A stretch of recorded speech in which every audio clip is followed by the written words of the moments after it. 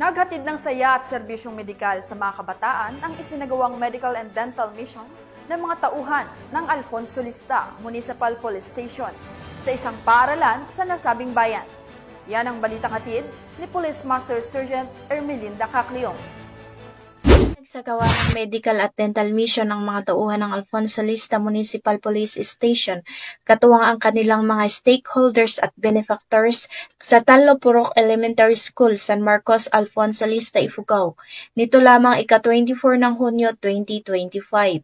Naging matagumpay ang aktibidad sa pangunguna ng Alfonso Lista Municipal Police Station sa pamumuno ng Acting Chief of Police na si Police Captain Ruben C. Balanoy at aktibong suporta ni Dr. Ariana Taklay ng Gets Helping Hand Foundation, katuwang sina Dr. Jerry P. Alipio Basco, Alfonso Lista Municipal Health Office na kinatawanan ni Dr. Crisa B. Onyate at Miss Corazon B. Olivan, U.S. Ambassadress. Ang aktibidad ay dinaluhan din ng mga tauhan ng Ifugao Police Provincial Office sa pangunguna ni Police Major Richard B. Ananayo, Deputy Chief ng Provincial Community Affairs and Development Unit, kasama ang mga tauhan ng Lamut Municipal Police Station at 2nd Ifugao Provincial Mobile Force Company. Sa nasabing misyon, 162 ang nahandugan ng serbisyong medical tulad ng libreng konsultasyon, dental services, libreng blood typing at urinalysis, at lahat ng benepisyaryo ay nakatanggap ng libreng gamot,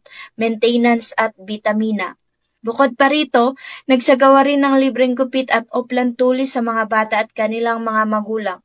Habang lahat ng mag-aaral ng Tanlo Purok Elementary School at Child Development Center ay nakatanggap ng school supplies. Labis na tuwa rin ang naramdaman ng mga bata sa isinagawang mga palaro kung saan lahat ng mag-aaral ay nakahakot ng maraming papremyo. Samantala, pinasalamatan ni Police Captain Bolanoy lahat ng mga stakeholders at benefactors sa kanilang aktibong suporta na nagresulta sa positibong impact sa komunidad. Ipinaliwanag naman ni Dr. Ariana Taklay, major stakeholder ng nasabing aktibidad, na simula nang nagsimula ang kanyang medical mission ay katuwang na niya ang pambansang pulisya dahil malapit sa puso niya ang mga miyembro ng PNP at kaisa sa mga adhikaing makatulong sa mga lubos na nangangailangan. Mula dito sa Ifugao, ako ang iyong PNN correspondent, Police Master Sergeant Ermelinda Cacleong, alagad ng batas, tagatuguyod ng Balitang Pulis.